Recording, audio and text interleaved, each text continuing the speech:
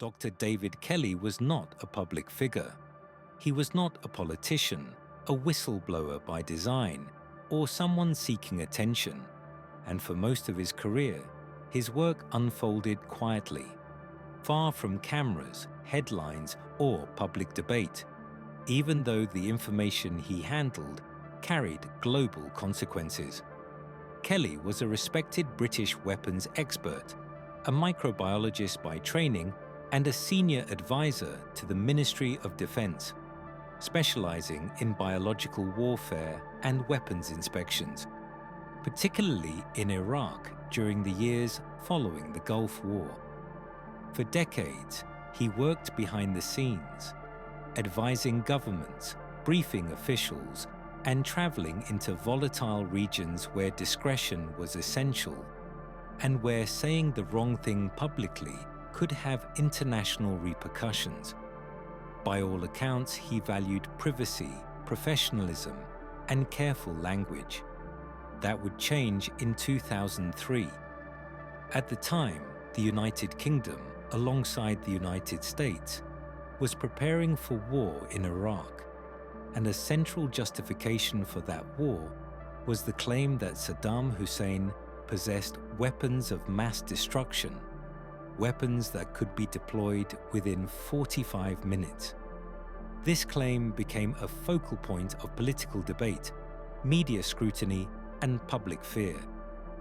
Kelly, who had first-hand experience with weapons inspections in Iraq, privately expressed doubts about the certainty and presentation of that intelligence, particularly how strongly it was being framed to the public. In May of that year, an anonymous source spoke to a BBC journalist, suggesting that the government had sexed up the intelligence dossier, exaggerating claims to strengthen the case for war. That report sent shockwaves through British politics. An investigation began to determine the source. Behind closed doors, pressure mounted. Dr. Kelly, who had spoken informally with journalists in the past as part of his professional role, became increasingly anxious that his name might surface. Not because he believed he had done anything wrong, but because he understood the political consequences of being associated with such a claim. Eventually, he informed his superiors that he may have been the source. What followed was not quiet. Kelly was summoned before parliamentary committees, where he was questioned publicly, his identity revealed, his words dissected, and his professional integrity placed under a spotlight he had never sought. Colleagues later described him as deeply uncomfortable with the attention, visibly distressed by the process, and worried about the damage to his reputation and career. On July 17, 2003, Dr. David Kelly left his home in Oxfordshire for a walk. He told his wife he would be back shortly. He did not take his wallet. He did not take his keys. He did not leave a note. Hours later, when he did not return, a search was launched. The next day, his body was found in woodland less than a mile from his home. He was lying against a tree. In his hand was a pruning knife. Nearby were empty packets of painkillers. An autopsy concluded that he had died from blood loss after cutting an artery in his wrist, compounded by the ingestion of medication. The death was ruled a suicide, but almost immediately, questions began to surface.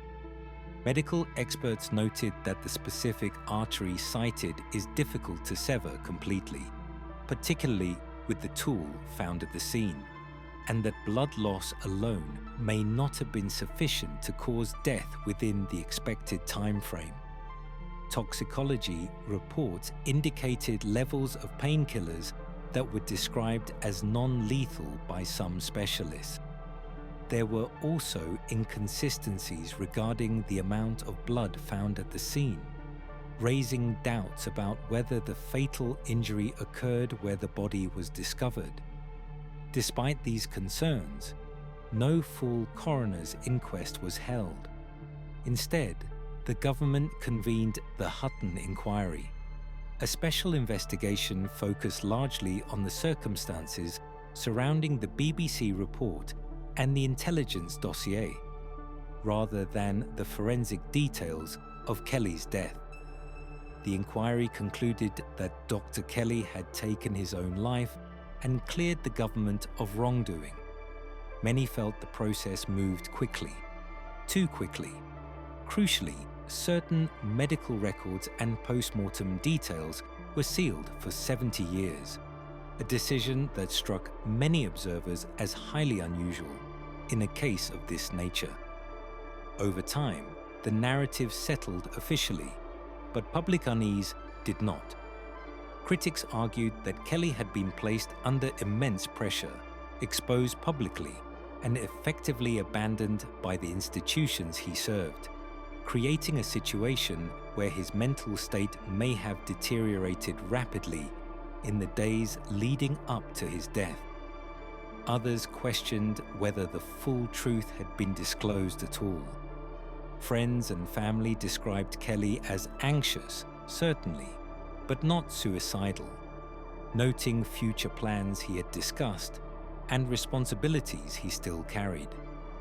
Years later, the case remains a point of contention in British history, not because definitive proof of foul play has emerged, but because of what remains unanswered: the sealed documents, the unusual procedural choices, and the speed with which the matter was officially closed. Dr. David Kelly was a man who lived in the margins of power, trusted for his expertise, relied upon for his discretion, and ultimately drawn into a political storm he neither controlled nor survived. Whether his death was the result of unbearable pressure, institutional failure, or something more deliberate, depends largely on which unanswered questions one believes still matter. Some stories resolve cleanly, others linger. This one remains suspended between official conclusion and public doubt. And until all records are opened, it may never fully rest.